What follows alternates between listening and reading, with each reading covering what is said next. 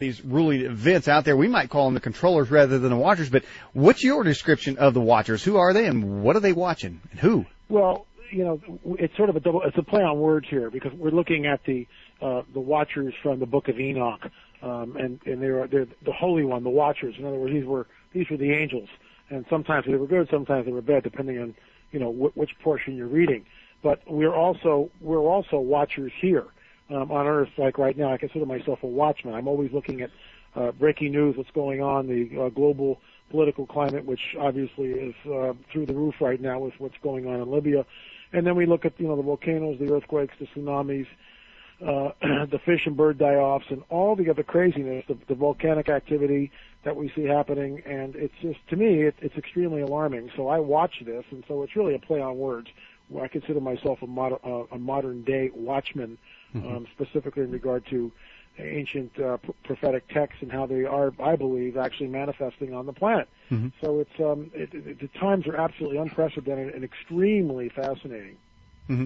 Yeah, that's it, Lynn, isn't it? I mean, the world events we're seeing now, the natural disasters, the uprisings in the Middle East, the wars in the war zones, the war that's just started in Libya. The succession of seismic events we've had over the past few years, it's all connected to one event, don't you feel? Well, I think it's, we've talked about this before, but I truly believe we are looking at the acceleration of what is known in prophetic circles or prophetic parlance as the birth pangs. And this is what we see. And those are there's a lot of specificity to those birth pangs: wars, rumors of wars, famines and pestilence, earthquakes in diverse places, and troublesome times. And, before 2010, I would say it was business as usual. Last year, it began. And other watchers, people that look at prophetic pulses, whatever, would say the same thing. I was recently on a program with 3 other researchers, all of us. There's no collusion between us. We were all asked the same question: are we in the birth pangs? In other words, when a woman gives labor, those birth pangs happen quicker and quicker and quicker until she gives birth to something, and that's what I think we are. Those other 3 watchmen that were on this program concurred that, yes, this is the beginnings of the birth pangs, and that was the beginning of 2011. So I think we're in this thing for a while, and what we see is an acceleration of world events. It's happening so quickly, in the aftermath, what people don't get, it's like, okay, we got the Australian floods, got it. But they're still cleaning up from that. It hasn't stopped. There's 1 million people living in tents in Haiti. Now the cholera outbreak is threatening there. The Gulf oil spill. Where did all that oil go and the Cortex go? I mean, we're still reaping. But see, we forget about that. Oh, that was last summer. No problem. No. Talk to the people on the Gulf. Talk to the people who are making their livelihoods from the fishing industry. Go to Christchurch that had a 7.8 earthquake or what, 8.2 earthquake a few weeks ago. They're still cleaning up. And of course, we look at the tsunami, the earthquake, a 9.1 earthquake. There's those numbers again. 9.0, 9.1 earthquake in Japan, followed by the tsunami. That cleanup, and then it's compounded by the nuclear reactor, possible meltdown, Chernobyl-like scenario. We're looking at, it's off the hook. I've never seen it like this. I mean, I could go on. There's like 4 major calderas on the planet right now. Yellowstone is certainly one. The Barabunga, which is the sister volcano to the Eyjafjallajökull in Iceland. These are super volcanoes. The calderas are like 40 miles, 35 miles wide. These things are huge. If this thing blows, it makes Mount St. Helens look like a picnic. It could turn, let's say Yellowstone. If Yellowstone or the Barabunga, there's one in Africa, there's one in South America. Any one of these things blows, it's like 100 times what we see from the Eyjafjallajökull. And you're looking at perhaps a nuclear winter-like scenario for maybe 2 years. This has happened before. I mean, we've had when a volcano, a super volcano, has gone off like this, it's created an enormous ash cloud, and that impacts the crops and the growing cycle. What most people don't get is the crops and the growing cycle has already been greatly impacted in the last 2 years, and what we're seeing now is the rising food prices. Let me close this segment by saying this. The riots in the Middle East were sparked in part by rising food prices. People couldn't feed their family anymore. And that's what we're seeing. And so it's coming here. Make no, United States, make no, have no doubts about it. It is coming here, and that's why I keep telling people, stockpile food, emergency rations, canned food, whatever. Start stockpiling food and water. Lynn, does the spiritual guidebook allude to anything that may be construed as what some called, and I think the actual word quickening was maybe coined by Art Bell years ago. Yeah. But is there a quickening going on, or is the quickening the same as an escalation of events, and is it in the spiritual guidebook?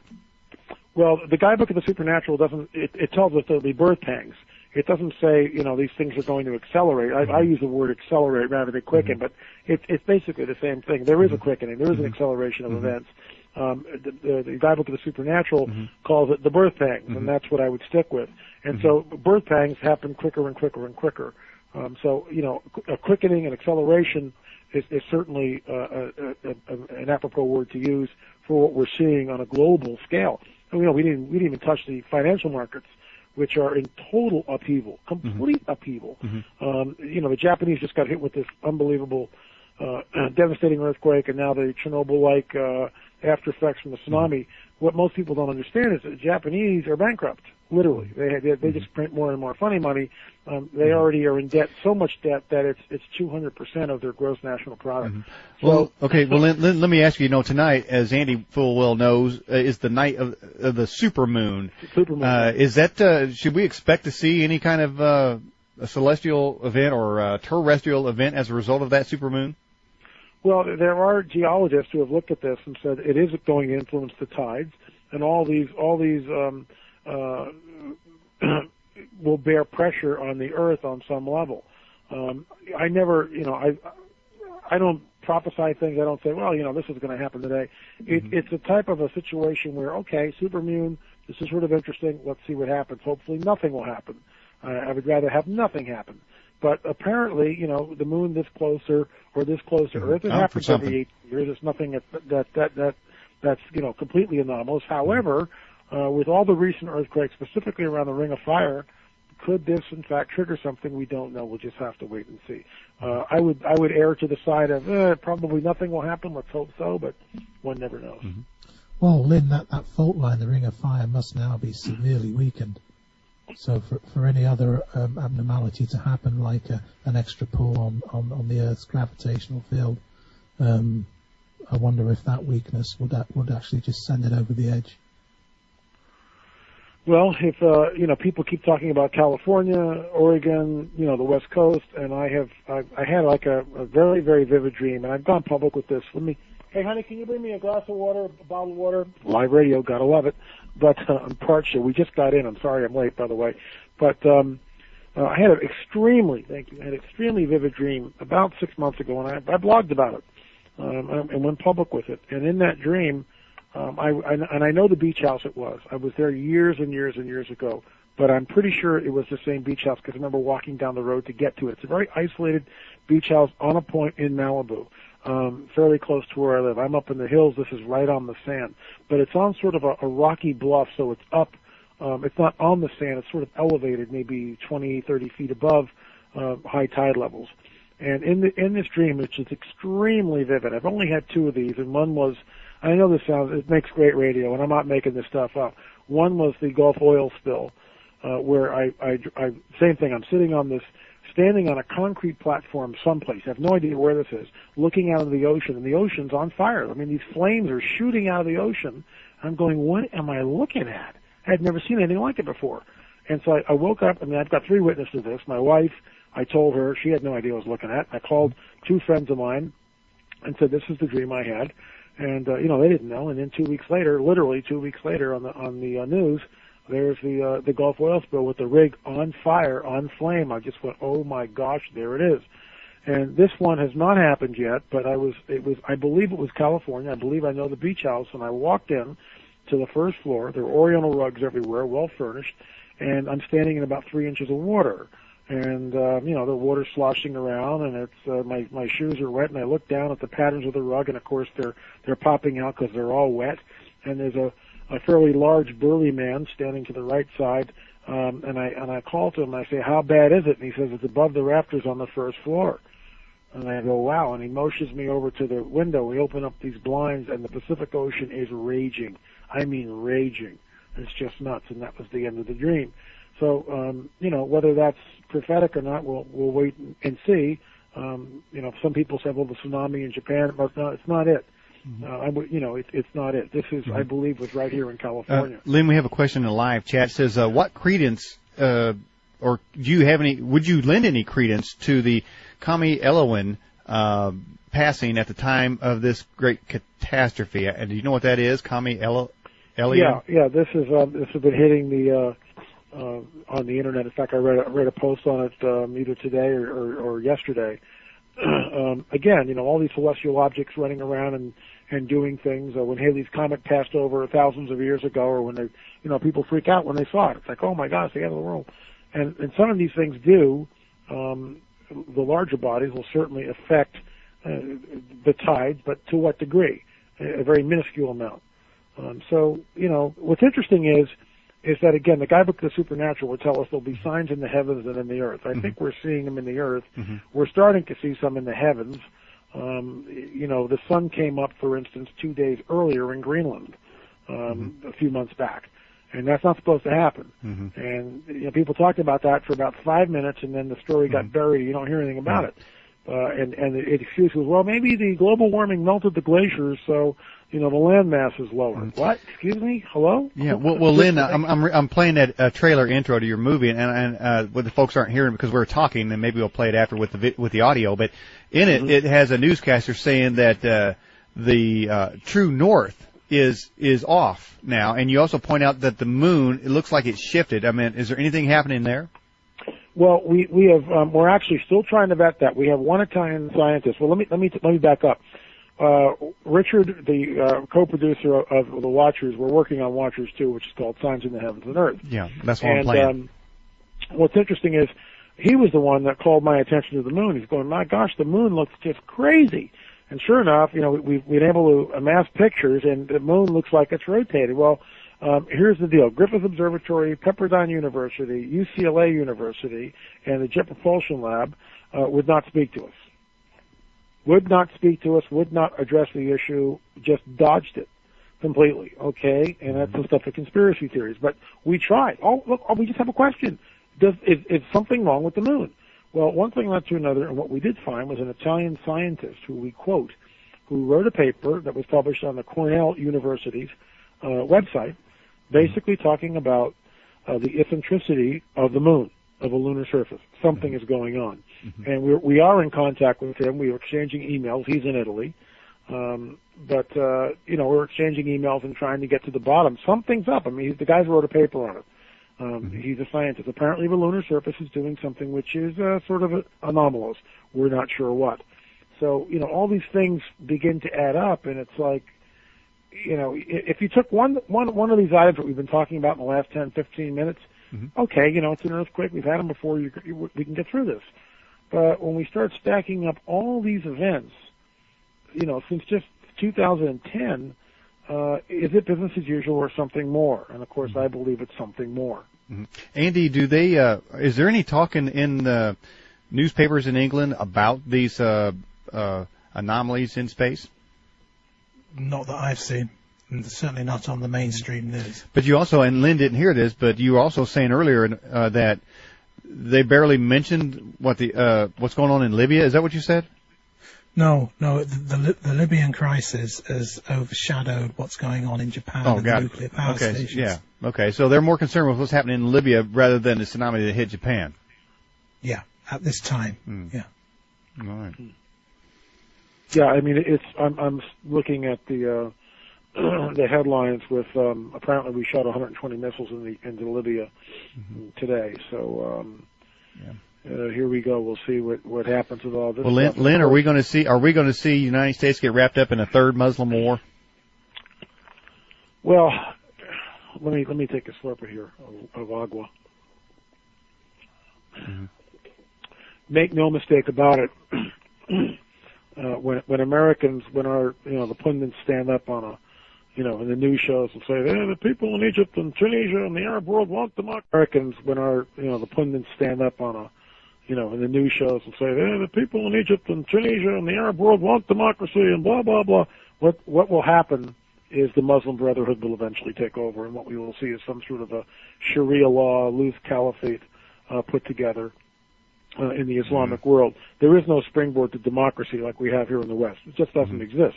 There was no, first of all, there was no Catholic Church where the Protestant Reformation could reform that. And then second of all, from the Protestant Reformation, people began to think, and you get the guys like John Knox and others, who penned law is king, not king is law, which was, huge back then. And what law are we talking about? And of course, from that stemmed the basis of this country, which was you can argue all you want about, well, it's a Christian nation, it's not a Christian nation. The bottom line is it was informed by men who knew the Judeo-Christian Bible and work from there. And what they penned was this, that all men are created equal and have certain inalienable rights from their Creator.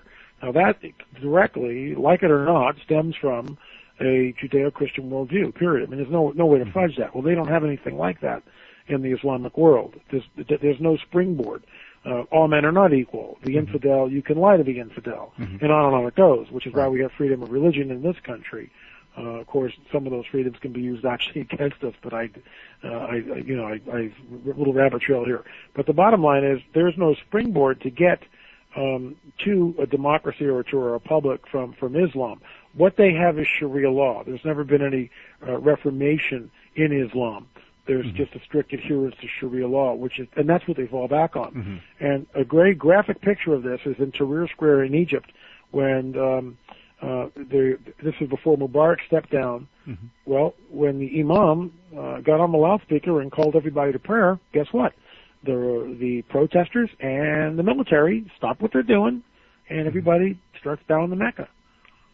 That speaks volumes. The picture speaks, thousands of words.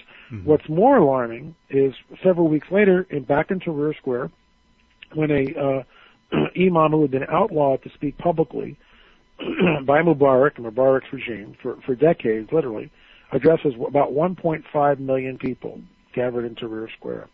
And they're all chanting, "To Jerusalem we go, martyrs in the millions. To Jerusalem we go, martyrs in the millions." And of course, again, the Guidebook of the Supernatural talks about all of this, all these prophecies in the last days, and how a group of nations will come up against a land of unwalled villages, which is basically Israel, after they've been regathered from the four corners of the earth, which is exactly what we see in Ezekiel 37. That's happened, 1947. So, 1948, here we are. And it's all these things are beginning to pass. So I look at the Middle East and I am extremely alarmed. Who would have ever imagined 6 months ago that we'd be looking at the type of rebellion and anarchy in some places in these countries. And of course, Yemen, Bahrain, Saudi Arabia has not tipped yet. Iraq is just a puppet right now. The United States is the only thing that's popping it up.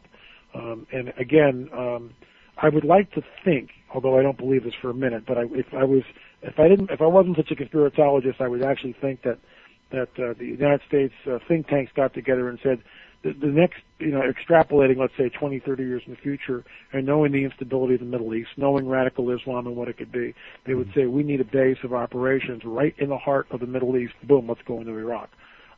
That's one way of looking at it. There's another way of going, this whole thing is manipulated. The ancient city of Babylon is there. There's something else going on. And I think I've talked about this on your show, the King of Jordan, the Luciferian dialectic, Babylon, this whole thing. So, I mean, we can touch on that if you want to, but I'll wrap it up by saying this. I am extremely alarmed at what I see. Remember, we keep isolating these things. War in the Middle East. Well, that's affecting the global economy with the oil and the oil shortages. If the Straits of Hormuz and the Gates of Tears are closed, oil right now is hovering about, 105 or over $100 a barrel. We could easily watch this thing shoot up if there's a major conflict to over $200 a barrel. Easily. Andy, how much do you guys pay for gas in the UK in dollars? In dollars, I can't equate to dollars, but it's touching now nearly £2.70 a gallon, which probably I don't know the exchange rate, but it's quite not £2.70 a gallon, sorry, £2.70 a litre, which is far less than a gallon, of course. Wow. So I don't know the exchange rate now. It's about $8 or $9 a gallon. Right. Wow. Right. So how do you guys? It's a lot of money. But I do have a vehicle that runs on liquid petroleum gas, which is far cheaper. Mm-hmm. Mm-hmm. All right. You got a question there for Lynn? You go right ahead. Yeah, Lynn, I mean, before you came on, Daniel and I were talking about bloodlines, the world elite. And I'm just wondering now, with the events in the Middle East, is there a Machiavellian hand behind everything, moving pieces as they would on a chessboard? Is there something we're missing here? Is there some overriding force that is controlling events? Well, the short answer to that is yes. Of course, I believe that. There's been a Luciferian satanic conspiracy for thousands of years. We're told in the Guidebook of the Supernatural, i.e. the Bible, that in 2 Thessalonians, which is it was a city in the ancient world, basically that the mystery of lawlessness is working. Now, this was written 2,000 years ago, and the end game is to set the Antichrist in the rebuilt temple in Jerusalem to be worshipped as God. I mean, that's where all this, it sounds crazy, but that's where it's all headed. Absolutely, that's where it's all headed. And so some of these people that appear one way are in fact, look, there's a dark brotherhood which is working behind the scenes. It is extremely Machiavellian. I mean, that's what we're looking at. Just the fact that all of a sudden we're in Libya messing around with that. Now, okay, people talk about Obama being, dithering, not doing anything off in South America someplace. In my opinion, he's just a figurehead. We haven't had a president here since JFK was blown away for three reasons. He was trying to dismantle the CIA, that's documented, trying to dismantle the Federal Reserve, which has nothing to do with our federal government. Our monetary system was hijacked in 1917 on Jekyll Island by a cartel of international bankers. It has nothing to do with anything. He took us off the gold standard. That's the power behind the throne. And, of course, the third thing he was trying to do was get us out of Vietnam. Eisenhower warned us of a military-industrial complex. None of that's ever changed. We've spent, 10 years in Afghanistan? How many thousands of people have been killed? The opium harvest is over $1 trillion per year, and on it goes. It's war and rumors of wars. And it's just hysterical how, be proud, and all these people are still, so many Americans are gung-ho and country and flag and the military. And, I have friends in the military, and they're proud to be Marines and everything else. I get all that, and I think it's great on one level. On the other hand, the people that are controlling this thing, what are we doing in Afghanistan after, 9 or 10 years? What is going on there? What are we doing in Iraq? I mean, there is no victory. It's just endless war, endless war, endless war. It's insane. So, Lynn, there must be something in that region that our leaders want. There must be something there that they're looking for, or there must be a base of power that they want to sit on. And we're not getting the oil. So what is it? Is it ancient artifacts? Well, it depends on who you talk to on that, isn't it? I mean, there are people that are saying in Iraq, stargates and portals and this and that. There's a couple of things, this global superpower. It's interesting that when we look again, if we look at the Middle East, and you would say, and going back to the time of Jimmy Carter when Khomeini took place, our intel, they know what's going on. And when we look at the map, Iran is hedged in literally by on two fronts by United States troops. On the eastern flank, it's Afghanistan. On the western flank, it's Iraq. And we've got hundreds of thousands of troops in both places. It's really interesting that this is how it's shaping up. Mm-hmm. Iran wants to set up a caliphate in the Middle East. There's no mistake about it. Which is why the United States sold the Saudi Arabians billions of dollars worth of arms, planes, tanks, everything else, because they know this animosity between Shia Muslims and Sunni Muslims has gone on literally for centuries. And the Shia, which has always been the minority, want the holy sites. They want the holy sites of Mecca and Medina. Something interesting, there was a Middle East map carved up by the Bush administration in 2007. Very, very interesting. And I talked about this when they invaded Iraq, that Iraq would be partitioned into 3 separate countries. And that's what this map has. I blogged on it and posted the map on my blog several weeks ago when I did it. But what's interesting is that the holy cities of the Islamic holy cities of Mecca and Medina are not part of Saudi Arabia in this map. They are now partitioned off as a separate country, Islamic holy site country, ruled by who? Who knows? But Iran's got its fingerprints all over this thing, and they are Shia, and they want control. And some of the uprising in these countries are being fueled by Iran.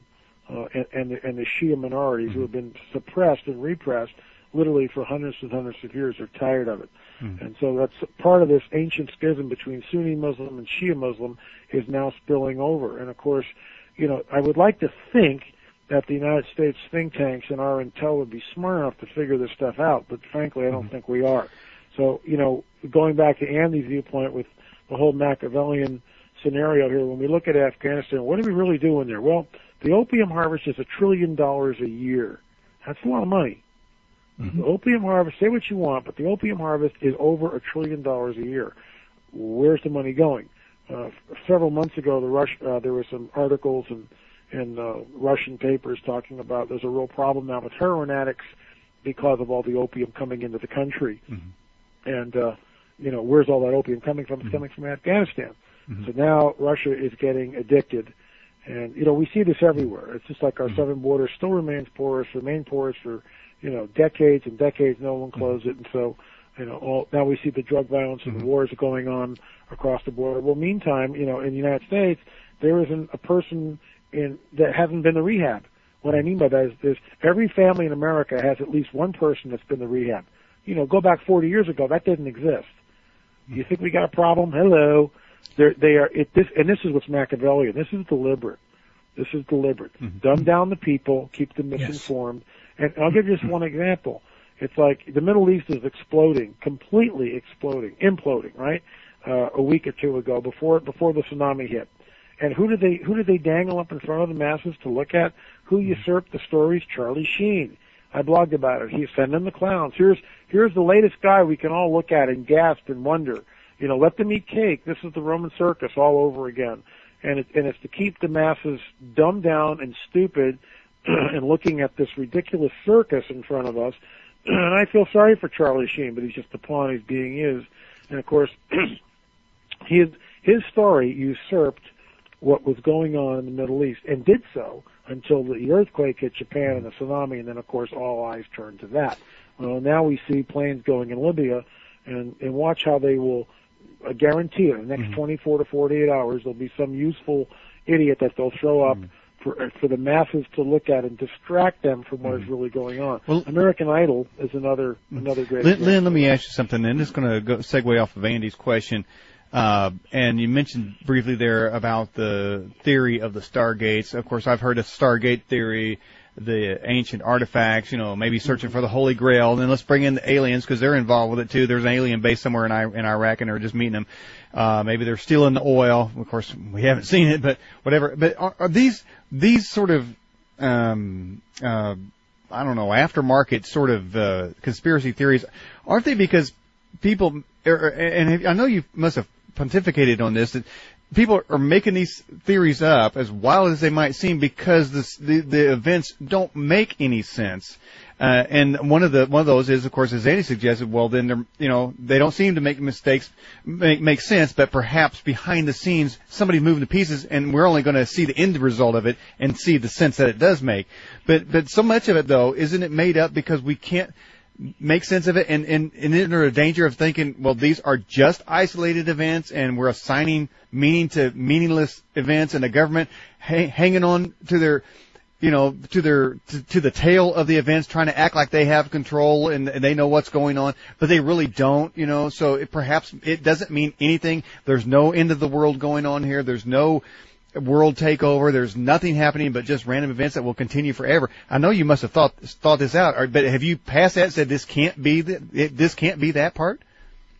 Well, and I blogged about that actually a bit last week. Toynbee, the historian, talks about that history is just an endless repetition of cyclical events. Empires rise, they fall, and they're predictable, and that's very true. We all know that. Okay, so Toynbee's right on one level, except what we see is, even though empires rise and fall, there is an escalation. There is an advancement. It becomes more and more complex. The world is wired together. And if there is no supernatural, like with Sigmund Freud, didn't believe in anything that was supernatural. Of course, Jung did. And so the apocryphal story is Freud comes in and wants to see a demonstration. And Jung tells him, well, the book's going to fly out of the shelf. And right when he says that, the book flies out of the shelf. Yeah. Freud, apparently, according to the story, faints dead away. He's never seen anything like it before. that shouldn't have happened. It's supernatural. Jung was sort of, I would, probably too strong of a word to say he was an adept, but he certainly was in touch with supernatural forces. The question is, what supernatural forces was he involved with? And I don't think they were benevolent. But here's the deal: if there is no supernatural, and if prophecy doesn't exist, then fine. I'm all down with Toynbee. In other words, I don't know if you guys have seen the movie Paul. We sat through it and was tortured for basically 90 minutes last night. It's one of the foulest movies I've ever had to sit through, but it's what I do and it's what I talk about, and I need to stay on top of and abreast of, of what is happening on all levels as much as I possibly can. What's interesting is that this alien, there was a character in it who's a Christian, and she's, the typical, or she's portrayed very stereotypically.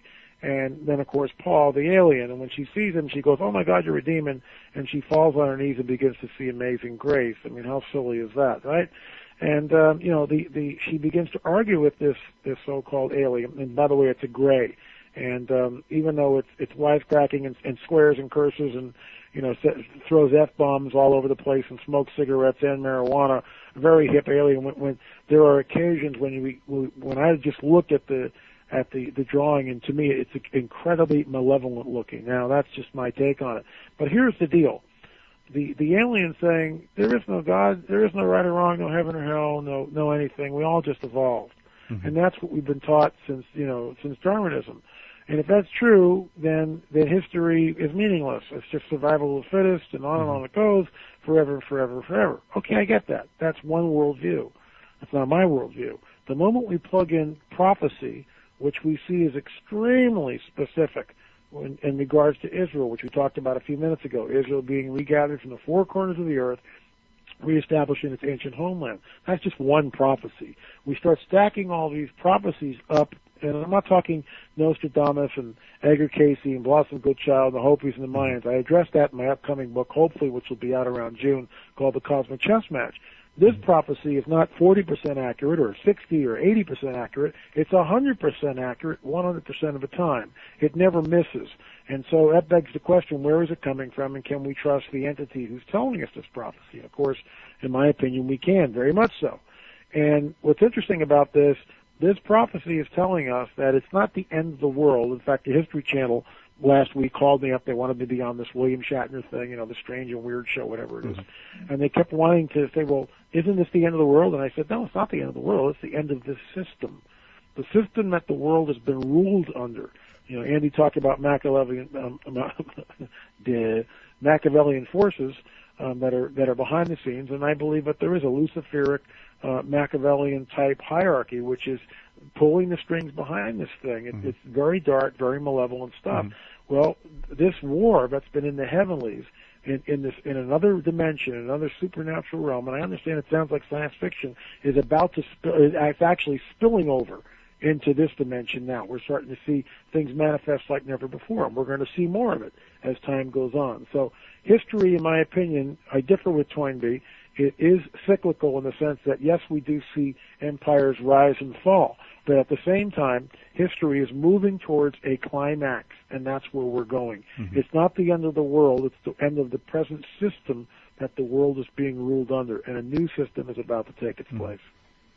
I'm just wondering then, how we spoke about the Antichrist a bit, or you touched on the Antichrist a bit earlier on. Do our world leaders know about this? Are they trying to put this demonic architect into power? Have they got an agenda for this? Well, it gets into some really weird stuff here, and we don't know, who are the real players, but certainly when you get Alex Jones stuff in Bohemian Grove and other people who have looked into that, and we see the even Ahmadinejad talking for a new world order. We see in Europe talking a new world order. We see George Soros talking about the slow devaluation and collapse of the U.S. currency. I mean, what kind of a guy? To me, I mean, that's just how much more evil do you want to get? Talking about the slow dismantling of the American economy, the system that we know, the crashing of the dollar. It's all being orchestrated. I mean, it's just puppets. Some of these people that are Obama, in my opinion, is just a figurehead. It doesn't matter who we have elected. He differs, he stands down, he does nothing. And perhaps he's starting to see exactly what the office is about. Again, remember, they killed JFK, and they blew him away in Dallas because of what he was trying to do. And people who were in power did not want to give up that power, and it's the same thing now in 2011. We are escalating towards something, towards a one world order, a new world order, a one world government, a one world religious system. That's where it's going. What was interesting about the Paul movie, too, let me just go back to that because it ties in with this, is that Christians were perceived as backward, moronic, imbecilic, Cro-Magnon type people. And the character that they used for this was this girl's father, who yelled at her in a very gruff voice. He hadn't shaved in a week. He had a Bible in one hand and a double-barrel shotgun in the next, literally, okay? And that's what people, and of course the audience just lapped it up and laughed and poked fun and everything else. And the guy was really stupid and backwards and ignorant. And that's how Christians are portrayed. And what was promulgated literally was what I would term the alien gospel, which is that E.T. created all life on this planet. Everything just evolved. They genetically manipulated early man. They started the world's religions and started the world's civilizations. Now they're back at this critical juncture in human history to usher us into a time of peace, prosperity, and knowledge. And, I've said this for years now, a priori before the event. So when the event happens, when, it's not like the TV show, but when they actually begin to manifest, I've already said it. I've already called this out, that this is what's going to happen. This is what they will say. And this is what the movie Paul is promulgating. And people just lap it up. It's just amazing. And it's the language was so over the top. And look, I'm no prude here, guys, but do I really need to hear an F-bomb every 5 seconds? Can we write some other words? Are we that stupid, that ignorant and illiterate that it's just dreadful. Just dreadful. Lynn, after a while, you sit there and go, oh my gosh, I need a fire hose. All right, we have this question for you from the Fast Blast from Kevin in Massachusetts. Lynn, what's your take on the radiation from Japan hitting the U.S. on the West Coast in particular? Lots of alternative radio hosts have been ramping up the fear. That kind of reminds me, you mentioned Alex Jones, the year 2000, that guy was making a ton of money scaring people thinking the world's going to end and they should buy all of his survival crap. He never did give them their money back because it never happened. He just went on to the next event, tried to capitalize. I imagine he's selling iodine right now. So is there going to be some radiation hitting America? Well, we're getting a bit of a spike, but it's certainly not harmful right now. On the other hand, if we get a meltdown like Chernobyl, it might be good to stock up on some pills. We already had that stuff. We've had it like for a year, well over a year, just anticipating that, it's going to hit the fan and do it now. I tell people constantly, stockpile food and water and, understand the times that we're living in. People don't want to hear that. And then you get all these other people that are fear mongers and, quick, go out and buy iodine tablets and all this stuff. And, it's the world's coming to an end. And, look, I try to balance stuff. I really do.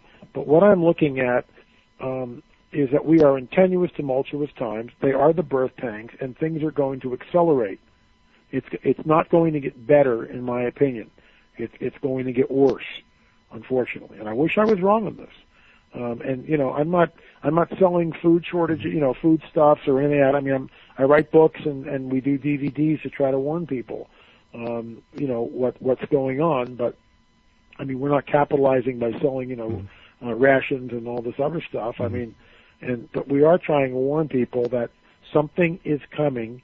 Ancient biblical prophecies talk about the days. Look, let me just give you a couple of prophecies here, and I've said them before on your show, but, people listen to the stuff that's in one ear and out the other, and I haven't been on for a while, so here's the deal. This is exactly what these prophecies say, that even the elect would be deceived, if that were possible, that men would faint from fear from what is coming on the earth, that unless those days were shortened, no flesh would survive, that the fallen angel, the fallen cherub, would come with all signs and lying wonders. You start putting that stuff together, folks, and that's not a happy little scenario here. So if those prophecies are true, And here again, when you see these things, what things begin to happen? Wars and rumors of wars, famines, pestilence, earthquakes in diverse places, and troublesome times. Look up, because basically, and I'm paraphrasing here, the king is coming back, the second coming. There's the war in the heavenlies. The book I'm working on, Daniel and Andy, is called The Cosmic Chess Match, and it talks about this heavenly war that's been waged for we don't know how many thousands of years. And we're told in the book of Revelation that Michael and the good angels fights with the fallen angel and all his cronies, and they are cast down from what I call the second heaven.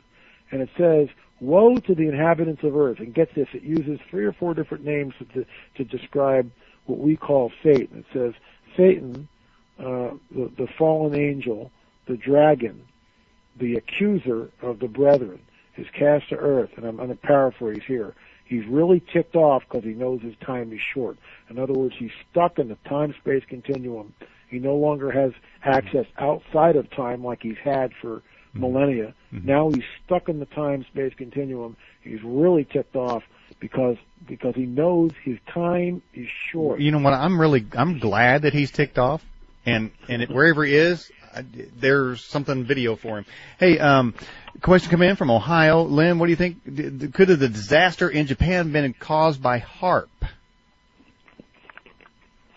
Well, we keep hearing that. We hear that HAARP caused Haiti, and there's no way to vet that. But I've watched that and read a bunch of different information on it. That the British fleet sailed out of those waters like 3 or 4 days before the earthquake struck Haiti, and that British fleet had been there, a continual presence since the 17th century. So that's an interesting story. Is there a way to vet that? Well, it'd be very difficult to vet that. But can't HAARP cause something? I want HAARP to cause some disaster. I mean, a lot of people have been describing the effects of HAARP. I'm just, can he just kick the thing in and cause some problems? Is it possible? Well, I think it is. I remember seeing a video with Nick Vajcik on a while back talking about what HAARP can do. Now, HAARP certainly can create earthquakes. The question is, why would anyone want to create an earthquake in Japan? Here's something to consider. Here's something just to consider, okay? And again, this gets back into the supernatural. In 2009, in November or December, right somewhere in that, I haven't gone back and looked at it, on my blog, lamarzulli.wordpress.com. I blog 6 days a week, not on Saturday, but the rest of the days I blog. And I felt something had shifted in the heavenlies. What that means is in my gut, I felt something's up. Something's happened. Something shifted. It's not the same. We're moving out of where we've been and into uncharted territory. And I blogged about it. I wrote about it. And that was November or December of 2009. Sure enough, 2010, things started to happen. Okay? And I wrote a blog about a story. We're told in prophecy that the man of sin, the Antichrist, in other words, the Luciferian agenda, will not be able to manifest until he that is restraining him is taken out of the way. He that restrains and who is that? Of lawlessness. Okay, who's doing that? That's a $64,000 question. In other words, the mystery of lawlessness will continue to try to do its thing, but we know who's restraining him, and will restrain the mystery of lawlessness. Just think of lawlessness. Just what is lawlessness? Just think. Everything Paul was describing yesterday in that movie is lawlessness, okay? Till till he is taken out of the way. So who is restraining? There's some people believe it's the Spirit of the living God that's restraining, which is interesting. I don't believe it is. In my opinion, it's Michael. And he's in charge of the heavenly army because he fights the fallen angel. We know that he fights the fallen cherub, the fallen one, Satan, and casts him down, down to earth. What if? And this is just travel with me here for a second, and cast him down, down to earth. What if? And this is just travel with me here for a second. There are portals. We know that there are gateways. The Guidebook of the Supernatural gives us a very graphic example of what I believe is a gateway, a portal, when the angel appears to Daniel. He has got to go back and get reinforcements to get through to even talk to Daniel. It takes him 21 days Earth time to do that. Isn't that interesting? What if these portals and these gateways, and I address some of this in my upcoming book, what if Michael has ordered an orderly retreat? And in doing that, he's now allowed what he's been able to restrain. He no longer restrains as much as he once did. And now what we're seeing, this is some of this stuff that's going on globally, in my opinion, has the fingerprints of the fallen one all over it. Mm-hmm. And there are examples that we get in the Guidebook of the Supernatural. Mm-hmm. One of the oldest books called the Book of Job, where we see exactly this thing, where Job destroys, or the fallen rather, destroys Job's family by sending a violent great wind, a cyclone, a tornado, calling fire down from heaven, which wipes out, another part of Job's holdings, shall we say. It wouldn't surprise me at all if some of what we're seeing is not caused necessarily by HAARP, or, people go, oh, God must be bad at us. Okay, I get that. 1 billion aborted babies on the planet, that's a Holocaust, but we won't go there. But what if Michael, the good guys, began an orderly retreat and allowed the fallen one to begin to do what he wants to do? And that's what I think we're seeing. All right. Food for thought. Andy, you have a question for him? Yeah, it's just there is a whole lot going off in the world, and I mean, I've been looking at the continuous seismic activity and the continuous uprisings now in the Middle East, and the wars we've had, and the social unrest across the world. And I've often thought, well, there is something more sinister behind this. These are, although they all seem separate events, even the different earthquakes and the volcanoes seem like a separate event. But there's a nagging thing in the back of my mind, Lynn, that it's not a separate event. It's all one event. It's all leading up to one event. It's all connected. Well, and Andy, I completely concur. It is all connected. That's the whole point.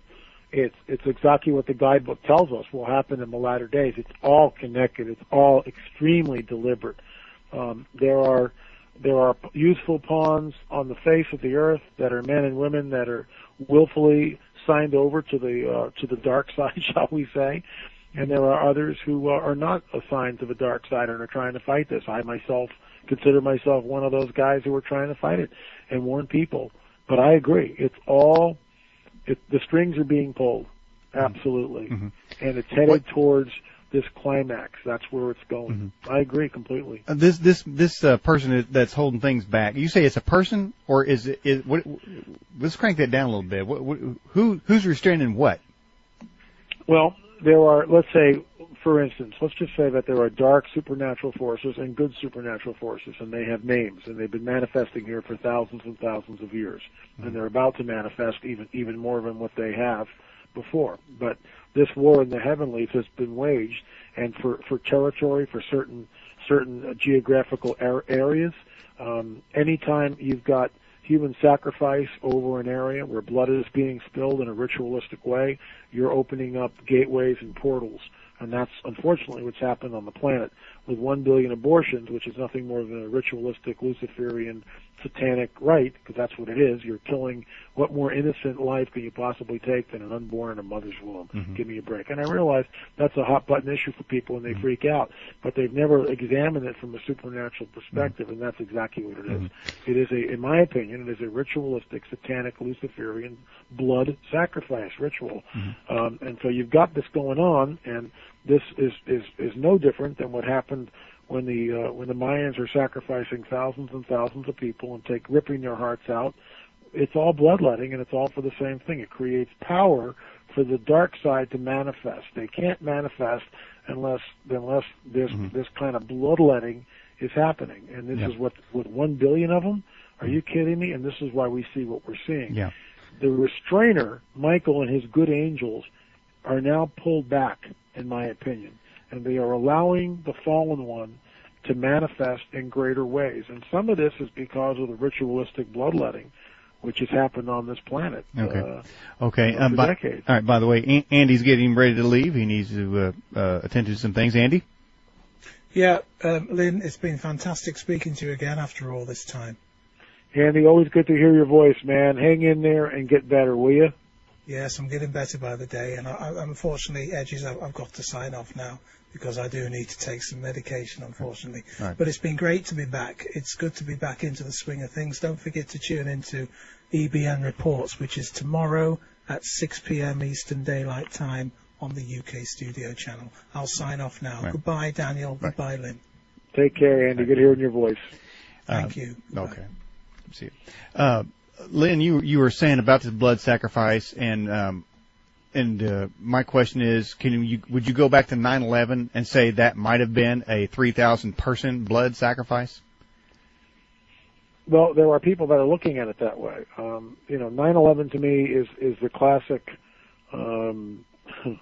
And I realize, there are some people that you even begin to broach the subject, and it's like they look at you like you're a crackpot. Okay, let's not.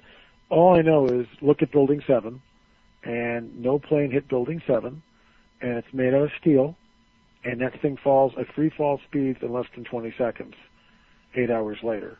Baloney. Right. That's not, we're looking at something. Right. And then and I blog about this. I call it the Luciferian dialectic. A dialectic is conflict, counter-conflict synthesis. The conflict is 9/11. The counter-conflict is Afghanistan. Then we go into Iraq for some crazy reason, right? Mm-hmm. He's got weapons of mass destruction. Well, where are they? Well, Saddam had them, but he gave them to the Syrians, and they're up in the Bekaa Valley. Mm-hmm. That's where they are. But why did we go into Iraq? Because Babylon's in Iraq.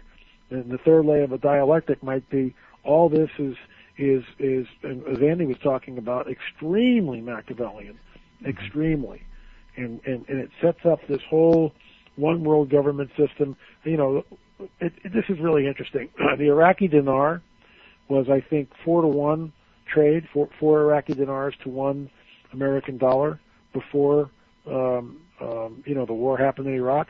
Now it's like 3,500 to 1. Mm-hmm. So they devalued the dinar, and at some point it's going to revalue. Well, their version, they have their own Federal Reserve now, which was set up by, guess who?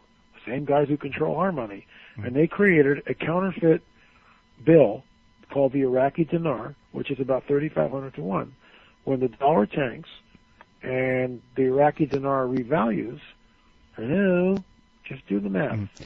Well, no, see, that kind of goes back to my earlier question because, nobody likes to be known as a kook, or, a conspiracy theorist, as if everything is a theory and you're just, you have aluminum foil underneath your hat and you got an orgon blaster thing on your desk, but, so, you look for something definitive to point to say, look, I'm not crazy. I'm not making this up. But when you say Building 7, to me, that is the quintessential stop calling. It's the trump card. It's the trump card of conspiracies to prove that there is something going on that somebody is lying to you about. Right. So therefore, maybe the next thing you have conjecture about isn't so crazy either. You see? Well, there's two dynamics of the 9/11 events which mystify me. One is the Pentagon, and the other one is Building 7. The Pentagon, there is no plane that hit the Pentagon. All those cameras across the street were confiscated by the federal government, and they've not let anybody examine those things. Right. The early shots before the facade fell, you see a round 16-foot diameter hole. Mm-hmm. That's all. There's no imprints of the wings. There's nothing. And the Duke University reenactment of that is just so much nonsense. They show the wings falling off on the exterior of the building and somehow disintegrating. Well, where are those engines? Mm-hmm. Hello? They're not there. And in every other plane crash I've ever seen, the engines are very, they don't melt. So we've been lied to, and it's just like the American people see Charlie Sheen, Lindsay Lohan, how's OJ doing in jail, Lady Gaga comes out of an egg, and of course the staple American Idol. And on it goes. Okay, is dumbed down. This Lady Gaga keeps popping up in the news. You said earlier some of the, an event's going to come up to distract us. Now this lesbian or homo, I can't tell what this person is. Is that a man or a woman? Gaga? Yeah, Gaga. I think Gaga's all female. There was one picture I found on her, without the wigs and the makeup and everything. And that's the one I posted on the blog when I did a write-up on her. Mm-hmm. But I just went, this is what she looks like. Mm-hmm. And she's hollow, and there's nothing there. There's just a shell. And Mm-hmm. she's just an operative. I mean, Gaga became a household name. Mm-hmm. And it's how does that work when, and this is what people don't get, Fox News, Bill O'Reilly, baloney. Bill Mm-hmm. O'Reilly spends 15 minutes talking about Lady Gaga. Mm-hmm. Why would anybody in their right mind talk about Lady Gaga? Yeah. Why are we discussing her now? Yeah, she is because lecturing. All she is a frickin' useful idiot to draw people away. It's a useful distraction. That's all it is. And each one that they use, whether it's Britney or Lindsay or Charlie Sheen, becomes more outrageous than the last to keep people distracted. Meanwhile, the Middle East is imploding. There's food shortages, animal die-offs, earthquakes every, a 7.0 or greater on a weekly basis now. Volcanic activity is threatening. The dollar is ready to collapse. The world instability. The Muslim world is absolutely going through the roof. And on and on and on. And what do they show us? How dare they?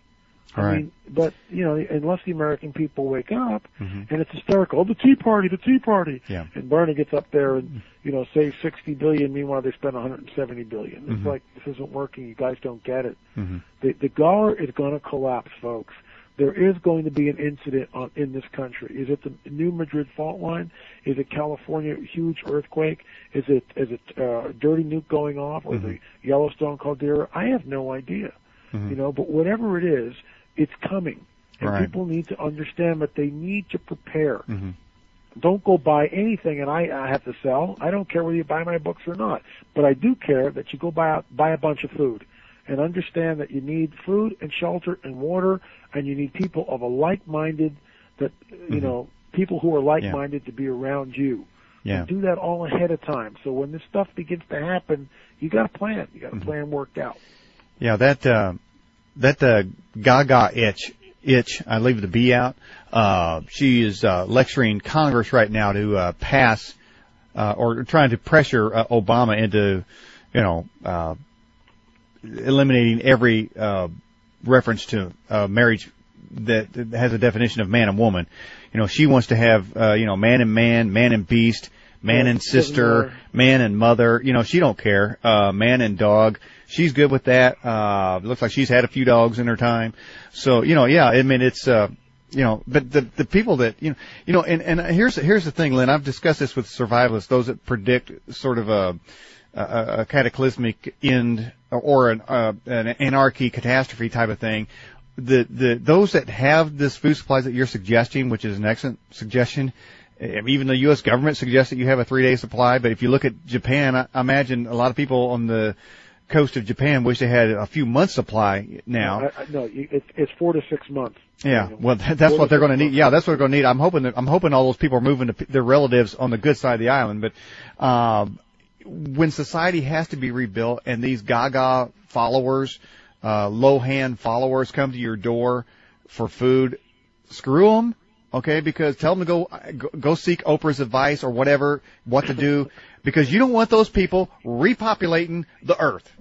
You don't want them repopulating nothing. Okay, these people should neuter themselves. Like this Gaga itch with the bee, they don't need to be repopulating nothing. They need to just have this where they stay outside with the roving hordes and let the roving hordes take care of business.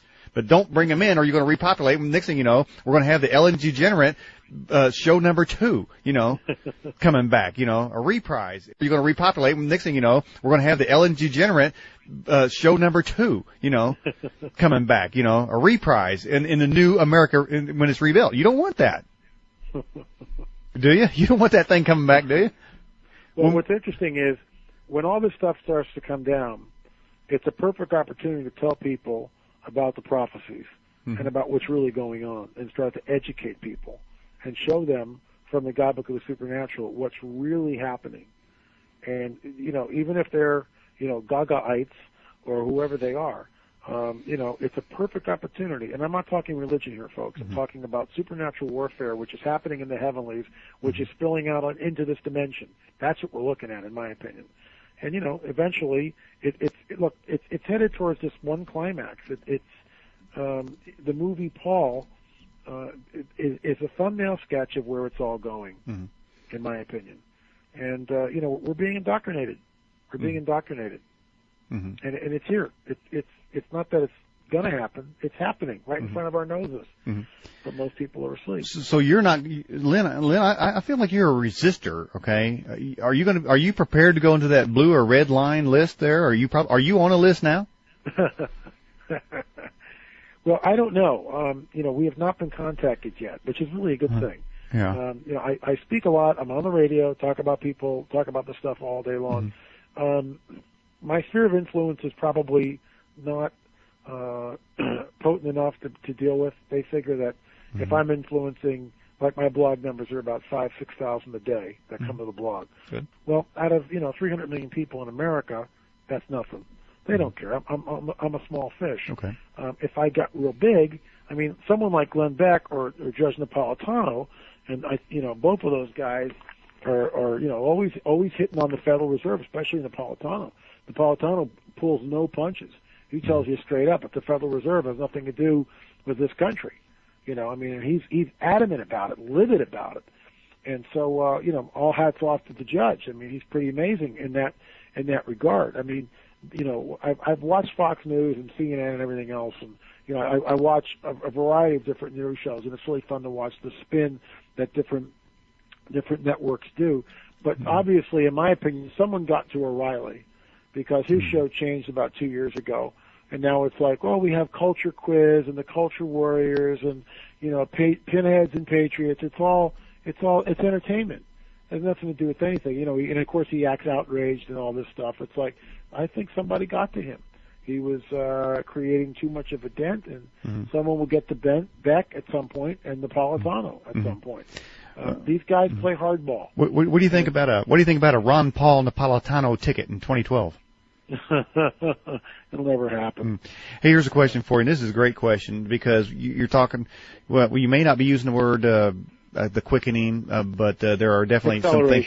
Acceleration's working too, but man, you're right. The Middle East is exploding. If you just did a recap, real quick, the Middle East is exploding. You got the Japan quake, you got Haiti, you've got Katrina, you've got the meltdown of the American financial system, you got the Muslimization of the world. Somebody wrote in the live chat then, what would you consider the last, because people aren't generally going to go out and buy food tonight, and they're probably not going to tomorrow. They probably remember what you said and go back somewhere in their brain that maybe they got to pick up an extra macaroni box and get two instead of one. But before that happens, is there something that they can point to that you see coming that is the last chance they've got to make these preparations? Is there anything that you could say? I will say this, that if there is a full-fledged war against Israel from a combined confederacy of nations, which has been listed in the prophecy, which I've talked about on this show before, that would be the last straw. Okay, well, somebody in the live chat. I'm not talking a skirmish. Did you just check the news? Somebody was saying that somebody's firing rockets into Israel today. No, that was Hamas. Hamas fired. Okay, well, that's their normal. That's their normal. About 50 rockets. Who are these Hamas guys? Can somebody please blow them up? Why do we have to even read about them? Well, I mean, there it is, and it's the whole Palestinian thing, and that's why 1.5 million Muslims marched in Tahrir Square, and they say, chant in unison, to Jerusalem we go, martyrs in the millions. That's, I blogged about this, Daniel. They don't care about creating a better infrastructure or creating new hospitals or jobs or education or women's rights. No. All they want to do is kill the Jews. Let's go to Jerusalem, die as martyrs for Allah, and kill as many Jews as we possibly can, and take back the Holy Land. Okay, great. Now what, guys? Let's say you accomplish all that. Now what? Now what are you going to do? You actually have to have an infrastructure. You have to actually have an education. You have to decide to make something and be productive in life. Yeah. But they don't do that. Yeah. They're not interested in that. Well, now, Egypt was the first. Okay, they were the fire starter there. And I haven't heard anything because there's so much activity going on. These other Muslims are killing other Muslims. Of course, we're fighting Muslims in wars. They're fighting each other. It's crazy. Maybe it's in their blood or whatever. Maybe they're all reptilians. But, what is what is Egypt doing now? Are they, I know they're going to have elections. The military said they'll have elections. So is that country stable now? No, not at all. There is no stability in Egypt. I'll give you one example. Before the uprising, there was a pipeline that went from Egypt to Israel and supplied Israel with 40% of its energy. 40%, 40% of Israeli energy came from Egypt. Hamas blew up the pipeline. It has not yet been connected. When the Israelis began to talk to whoever is in charge of the Egyptians right now and asked if the pipeline would be connected, the Egyptians promptly said, no, we're not going to do that. Mm-hmm. Okay, so it's all changing. It's all changing. That's huge. Mm-hmm. Martyrs we go. To Jerusalem we go, martyrs in the millions. Mm-hmm. And every one of them like to be a martyr. You think, are there enough virgins in heaven for them to all be martyrs? Because I understand that they get they get 70 each, so there's got to be a heck of a lot of virgins wherever the hell they're going. A lot of virgins running around. Where do they all live? Well, I think they need to rebuild the book, or reread the book, or get somebody to interpret it for them, because, well, rebuild it would actually be a good one, too. It seems to me, didn't this talk show, this comedy guy, who's this guy? He's like an atheist guy, but the Comedy Central guy, he just said that the Quran was an evil book. Jon Stewart. Yeah, that's who it was. Did you hear that? No, when did he say this? Just like a few days ago. And of course you mentioned Fox, and so I heard a news report on Fox. They played the clip, and he said, the most hate-filled book there is the Quran. And so I think even Bill O'Reilly, although I agree with you, somebody may have got to him, because this. Right. These quizzes that he has popping up, and, I know, it's ridiculous. He always have these bimbos on there, it's like, dude, okay, you just looking at them or what? Once you have, get some real news. That's all it is. It's eye candy and entertainment. So, there's no news there. But yeah, they played a clip and he's wondering why there's no outrage for what he said. I don't know, but I just thought it's interesting to even say that. You would think, because, remember that cartoon where these editors, the cartoon. Yeah, the show, like it was American Dad or something. I mentioned this last week. There was this cartoon where the writers were going to have a Muhammad character, but they threatened to cut his head off, the writer's head. Right. So that they went ahead and blasphemed Jesus, because that's cool. You can get away with that, like this new show called I don't know if you heard about it. Christian Bitches. Yeah. So no, that's okay. You can have a show like that, but don't talk about Muhammad. He'll take that towel off his head and he'll whack you. He'll wet it and he'll flick it at you. You know what I'm saying? Well, that's exactly what happened in the movie Paul. I mean, Paul is a blatant frontal attack against everything we hold dear as Christians. Mm-hmm. Absolutely everything. I mean, it's borderline blasphemous on some level. And, the thing is, it's like if Christians get all in a row, now everybody will go out and see the movie. Mm-hmm. So it's, that's unfortunate. Mm-hmm. But it's promulgating what I call the alien gospel. Mm-hmm.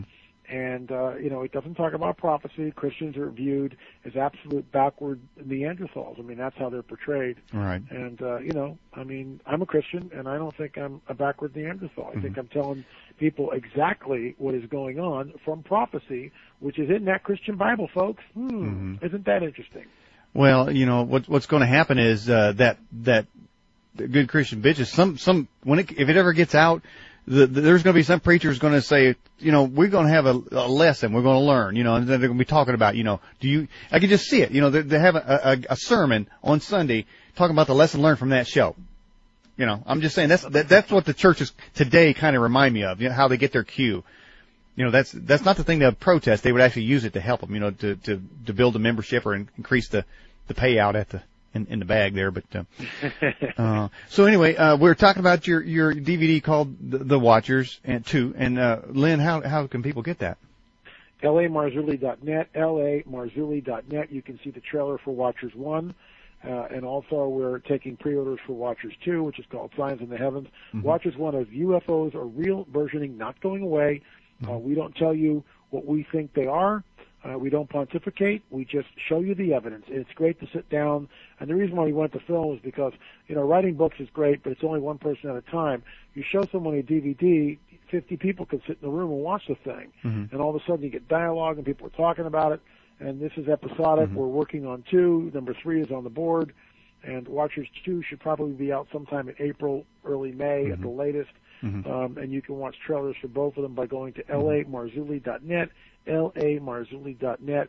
And we're selling them like hotcakes, and it's making a difference. By the way, I want to ask you something about that movie. You interviewed, is it Stephen Greer?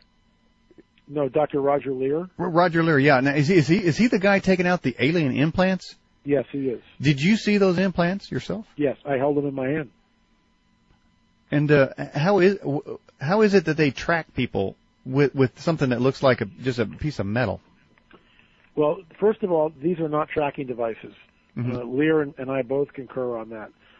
These devices are changing the person's DNA, is what they're doing. They are prototypes to change a person's DNA. They can track them. Each person's DNA on this planet gives off a different frequency, and if you built a receiver, that, in other words, if you knew the person's DNA frequency, you could track them anywhere on the planet. Really? Yeah.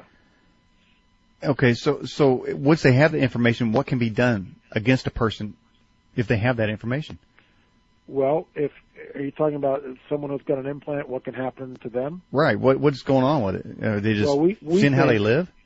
Well, Lear thinks, and I think, I'll drop a bombshell on your show here. I've gone public with this, and it has to do with prophecy and stuff. And this is, I guarantee your people have not heard what I'm going to say in about 2 minutes. But here's the bottom deal: we believe that these implants are changing the DNA. They are not tracking devices. They are literally changing DNA.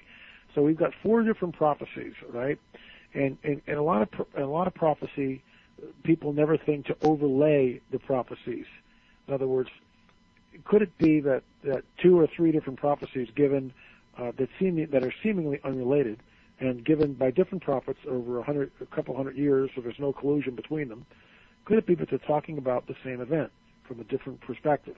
An example of this would be Psalm 22 and Isaiah 53, talking about the crucifixion in graphic detail, happening hundreds of years later in some cases, thousands of years later in other cases, from when these prophecies were first penned, talking about Yeshua, Jesus' blood sacrifice on Calvary.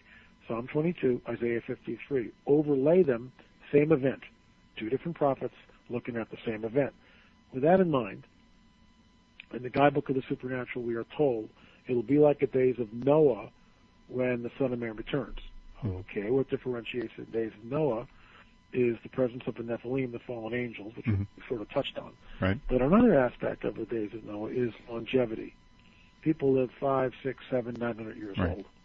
Okay, that's the first thing. Then we go to the book of Revelation, and we find out, this one you all know, that people will not be able to buy, sell, or trade unless they take some sort of a mark on the hand or the forehead. Okay, that's interesting. Then we find out a little later that anyone who takes the mark is immediately judged. There's no repentance. There's no second chance. You take the mark, that's it. You're done with. That's it. It's over. So once you take the mark, you're host. Okay. And the fourth thing we see is that men and women will seek death and not find it during the time of the tribulation. Will seek death and not find it. What are we looking at here? Okay, now you take the Roger Lear interview with the implants, changing the DNA. That becomes the mark. This thing is about the size of a grain of rice, actually smaller in some cases. It goes underneath the skin. It changes the DNA. So in other words, this is actually smaller in some cases. It goes underneath the skin. It changes the DNA. So in other words, this is all speculation, but this is where I think it might be going. And all these prophecies I just mentioned are all fulfilled in this little chip from E.T. when they show up after some sort of cataclysmic war in the Middle East, and they will do 2 things. They will offer us gifts. The first gift will be a free energy source that will replace the oil. Free energy, like cold fusion, okay? Amazing. Some sort of anti-graviton type device that which renders cars and everything else completely obsolete, right? Okay. The second thing that they will give us will be a chip which will extend our lifespan to 500 years disease-free. Really? People would line up around the block for that. And that's what I think the mark of the beast is. Really? Awesome. That is a bombshell. Changes the DNA, expands the life, and you won't be able to die. You won't be able now, to who's going to argue with that? Some Neanderthal in a church somewhere? Somebody who's not watching Good Christian Bitches? There you go.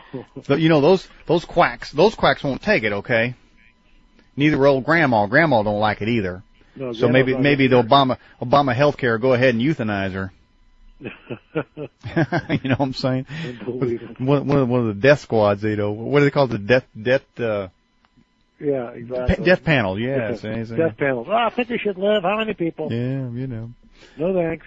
Sounds like Nazis to me. Yeah. And the other thing I want to talk about real quickly on your DVD, you talk about the bird deaths. What do you ascribe that to?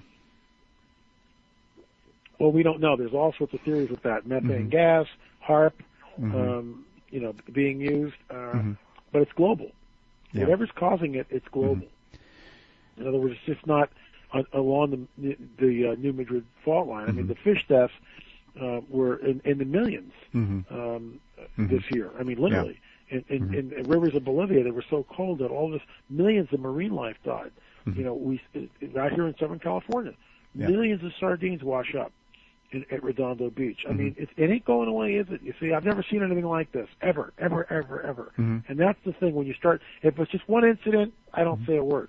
But when we start stockpiling or start building the case brick by brick, which is what we talked about tonight, you know, look at the Middle East imploding, look at the volcanic activity, the earthquakes of 7.2 on a weekly basis, the fires in Russia, 500 fires, the animal die-offs, right? Yeah, the floods in Australia, the earthquakes in Christchurch, the Chilean earthquake, the Haitian earthquake, the Ayatollah volcano blowing, the sun coming up 2 days later or earlier rather in Greenland, the magnetic shifting of the magnetic pole shifting 40 miles from where it was, the Earth being blown off its axis last week by the 9.1 Japanese earthquake by 3 or 4 inches, and on and on and on it goes.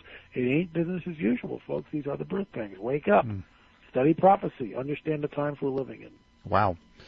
Well, I'll tell you what, we're getting near the end here, Lynn. Is there anything else you want to talk about or mention before we call it a night? It's been power-packed and insightful, block-busting interview once again with you.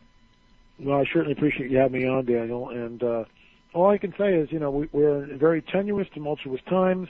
You know, I blog 6 days a week. Obviously, with the emergency stuff that's going on now in Libya, I'll probably talk about that tomorrow. But